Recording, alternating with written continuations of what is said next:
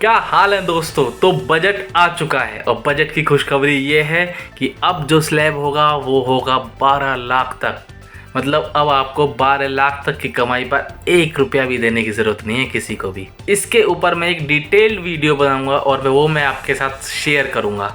पर अभी हम बात करते हैं अपोजिशंस की। इन्हें कुछ भी दे दो, इन्हें सब कुछ गलत ही लगता है। और कुछ लोग कह रहे हैं कि सरकार ने ये सब कुछ लोगों के कहने पर किया है, उनकी वीडियोस देख देख कर किया है। कुछ लोग कह रहे हैं केजरीवाल की वजह से किया है। मिडिल क्लास को तो फिर ठगा गया है। मिडिल क्लास के लिए कोई राहत नहीं है। और रही बात इसकी, तो ये तो हमने कहा था। अरविंद केजरीवाल जी ने जो 60 डिमांड करी थी केंद्र की सरकार से, उसमें से हमारा दबाव था, अरविंद केजरीवाल जी का प्रेशर था कि आप बजट की जो इनकम टैक्स का जो स्लैब है उसे 7 से 10 लाख करो। रूबिका जी, कोई भी व्यक्ति जो इकोनॉमिक्स समझता है वो जानता है कि जो बजट मेकिंग प्रोसेस होता है वो एक दिन का नहीं होता है, वो काफी समय पहले से शुरू होता है और उसमें सभी अधिकारी जो होते हैं वो काफी समय पहले से काम करते हैं। हर फील्ड में आप बिहार को जो मिला उससे खुश नहीं है? बिहार को मिला ही क्या है? 50 बार बिहार का नाम ले लेने से बजट में बिहार को कुछ मिल नहीं जाता। कंचना यादव थोड़ा इकोनॉमी पढ़ के आओ, तेजस्वी यादव जो 12वीं पास नहीं है उनको इकोनॉमी पढ़ा। और असली बात यह है, ये कभी भी और किसी भी चीज में खुश हो ही नहीं सकते। और ये जो आम आदमी के प्रवक्ता है ना, इन्होंने सिर्फ और सिर्फ ध्रुव राठी वाली वीडियो से कुछ बातें उठाई और उन्हीं बातों को करते रहे, उन्हीं को पेलते रहे। और फिर उसके बाद ये बिहार से लालू यादव की प्रवक्ता भी आ गई और इन्होंने जो बोला, फिर इनको जो धोया भंडारी जी ने, वो देखने लायक है। और बाकी क्या कुछ हुआ वीडियो के अंदर, तो आइए चलिए देखते हैं। पॉइंट होगा, आज पहला पूर्ण बजट पेश हो गया। 75 मिनट के भाषण में वित्त मंत्री निर्मला सीतारामन ने बजट को इस तरह बांटा कि हर वर्ग को खुश करने के लिए इसमें कुछ ना कुछ मिल ही गया। बजट के बाद विपक्ष भी समझ नहीं पा रहा है कि इसे किस कसौटी पर कसा जाए। बजट को देखकर ऐसा लग रहा है कि प्रधानमंत्री मोदी ने अपनी तीसरी जीत के बाद दिल खोल दिया। टैक्स की दोहरी मार झेलने वाला मिडिल क्लास सबसे ज्यादा खुश है। सबसे ज्यादा खुशी राहत में है उसे इस वक्त हो रही है। और चलिए शुरुआत करते हैं। गणेश जी, आपसे कर रही हूँ। हम कह रहे हैं चुनावी हवा बदल तो नहीं जाएगी इस बजट से?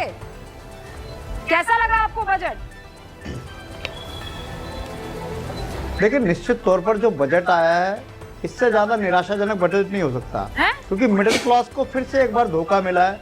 और देखिए, जिस तरीके से देखिए कि आपने जो कहा कि मिडिल क्लास को के लिए बहुत अच्छा है, मिडिल क्लास को तो फिर ठगा गया है।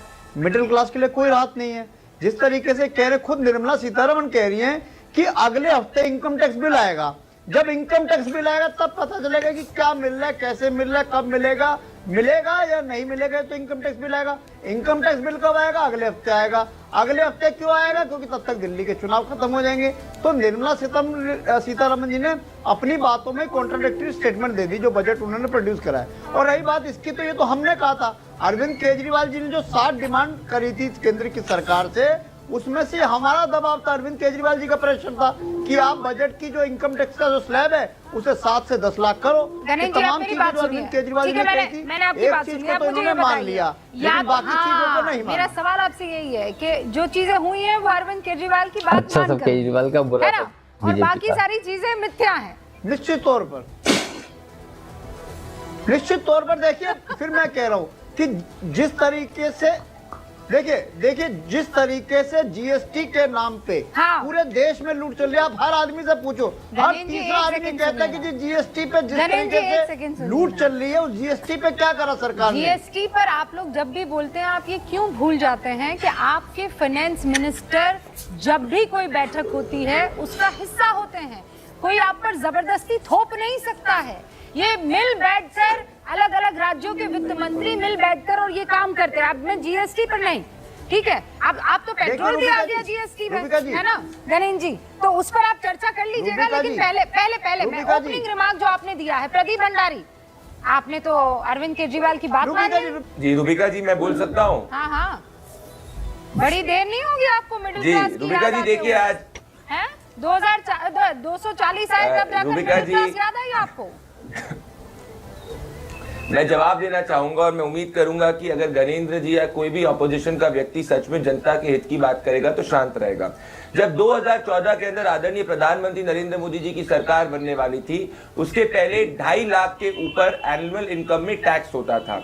उसको बढ़ाकर प्रधानमंत्री नरेंद्र मोदी जी ने 5 लाख तक किया कि मिडिल क्लास का कोई भी परिवार, कोई भी व्यक्ति अगर 5 लाख रुपए कमाता है तो उसके ऊपर, उसके नीचे उसको टैक्स नहीं देना होगा। फिर उसको बढ़ा के 7.5 लाख किया गया, अब उसको बढ़ा के 12 लाख किया गया है। मतलब कांग्रेस शासन के अंदर अगर आपकी एनुअल इनकम 2.5 लाख से ऊपर है तो सरकार आपसे टैक्स लेती थी। प्रधानमंत्री नरेंद्र मोदी जी ने इंडियन मिडिल क्लास को सम्मान देते हुए 12 लाख तक अगर आपकी इनकम है तो आपको 0 टैक्स देना पड़ेगा। 90% ऑफ इंडियन मिडिल क्लास जो है वो अगर आप डेटा उठा के देखेंगे उसकी सालाना इनकम 12 लाख से कम आती है। मतलब ये साफ है कि ये वर्चुअली इंडियन मिडिल क्लास के लिए बिग टैक्स रिबेट है। हाँ, ये पीएम का जो बजट है, तो पीएम का जो सपना था ये बताइए, इससे साकार हो पाएगा या फिर ये चुनाव की वजह से आपके ऊपर आए प्रेशर का एक नतीजा भर है? 30 सेकंड में बात कंप्लीट कीजिएगा प्रदीप भंडारी।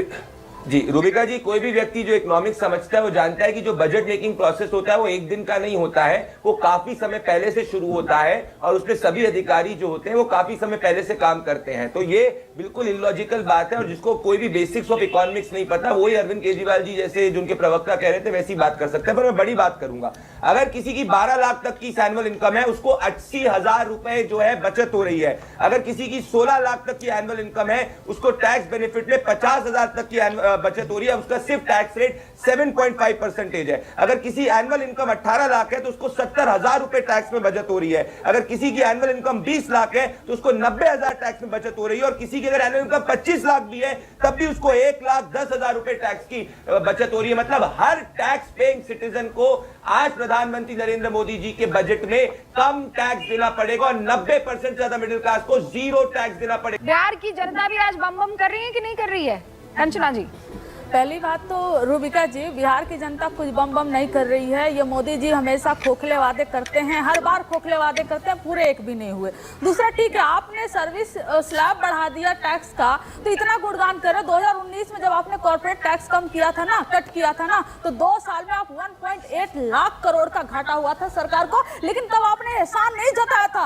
अब आप एहसान जता रहे, देखो हमने मिडिल क्लास पे कितना बड़ा एहसान कर दिया। लूट तो आप ही रहे हो, खाने के छोटे से सामान से लेकर कपड़े से लेकर बिजली से लेकर गाड़ी से लेकर सब कुछ से लेकर। क्या बजट है? रिग्रेसिव बजट है पूरी तरह से। एजुकेशन में आपने कम कर दिया, पिछली बार 2.6% था टोटल बजट का, इस बार कम करके आप 2.5। रिग्रेसिव बजट, आईटी और टेलीकम्युनिकेशन रिग्रेसिव बजट। ग्रामीण विकास में आपने कम। सरदारा जी, आपने हर फील्ड में आप बिहार को जो मिला उससे खुश नहीं है? बिहार को मिला ही क्या है? 50 बार बिहार का नाम ले लेने से बजट में बिहार को कुछ मिल नहीं जाता। बिहार को कुछ नहीं मिला। एयरपोर्ट प्रॉमिस किया था आपने, एम्स प्रॉमिस किया था आपने, मोतिहारी चीन जो दीघा मिल चीन है उसको ओपन करने का प्रॉमिस किया था, पटना यूनिवर्सिटी को आपने सेंट्रल यूनिवर्सिटी बनाने का प्रॉमिस किया था। बार बार इस बात को लेकर कंचना मैं तो सुनूंगी। आप मुझे ये बताइए, आप लोग डिसाइड कीजिए। आपके साथी कह रहे हैं कि बिहार बिहार बिहार बिहार अलावा इसके किसी ने, चाहे वो जयराम रमेश हो, है ना, ये तो बजट ही बिहार का, वो कह रहे हैं, मनीष तिवारी हो या टीएमसी हो, सबके सब कह रहे हैं कि तो बजट ही बिहार का। आप कह रहे हैं बिहार में कुछ नहीं है। बिहार का नाम लेने से आपने जो वादे किए थे वो पूरे नहीं हो जाते। आप हमेशा वोट लेकर आए, सीट लेकर आए, वादा किए लेकिन खोखला कर दिए। बिहार की भंडारी को रोकने के लिए कुछ नहीं। बिहार बिहार बिहार का लेने से क्या बिहार में बाहर आ जाएगी? भी आपने बिहार को देने का काम किया। सब कुछ आपको गुजरात में चाहिए, सब कुछ आपको गुजरात में चाहिए। एक भी इंडस्ट्री आपने बिहार को दिया, बिहार के माइग्रेशन को आपने रोका। कंचना जी, आपको मेरी बात माननी पड़ेगी। कंचना जी रुकिए, सारे खोखले वादे आपने कर दिए। ठीक है, लेकिन बिहार वासियों को। कंचना जी, आपसे कह रही हूँ, आपने बात कर ली है अपनी, बिहार लेने दीजिए ना। इतना क्यों गुस्सा हो रही है? बिहार के सब लोग खुश हो रहे हैं, आप क्यों इतना गुस्सा हो रही है? प्रदीप भंडारी जवाब देंगे। प्रदीप भंडारी।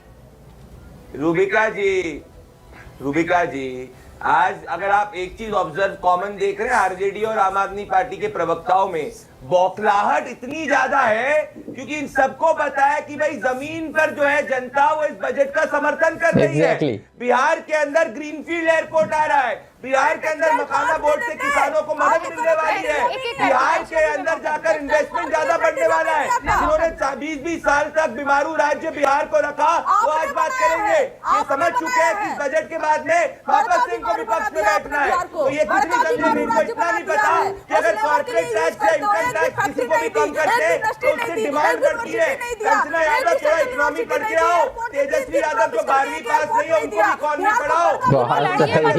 कोई भी देश रहता है लड़िए मैं खुद समझ नहीं पा रही हूँ, इसीलिए कंचना जी प्लीज मैं नहीं समझ पा रही हूँ, मैं नहीं समझ पा रही हूँ, तो जनता कैसे समझेगी बताइए। कंचना जी आपके हाव भाव से ये बात समझ में आ गई है कि आप बहुत नाराज हैं, आपको लगता है कि जो सपने दिखाए थे वो सपने पूरे नहीं हुए, अंडरस्टैंडेबल। अब एक बार उनको बात खत्म कर लेने दीजिए, अनुराग जी भी अपने समय का इंतजार कर रहे हैं फिर, ठीक है।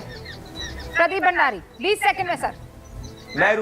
मैं रूबिका जी, मैं सीधी सी बात कर रहा हूँ, देश के इतिहास में क्या कोई प्रधानमंत्री ने 12 लाख रुपए तक इनकम टैक्स में छूट दी थी?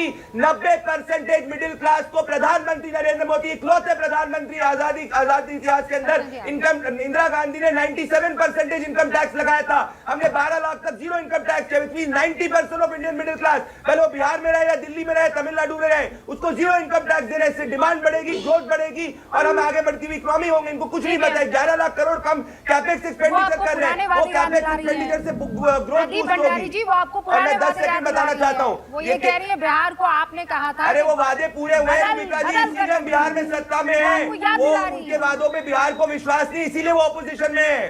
अरे हमारे वादे पूरे हुए इसीलिए जनता ने हमको सरकार में बैठाया है, उनके वादे पूरे नहीं हुए। हमेशा अपोजिशन में ही दिखने वाले हैं, देख लेना आप, ठीक है।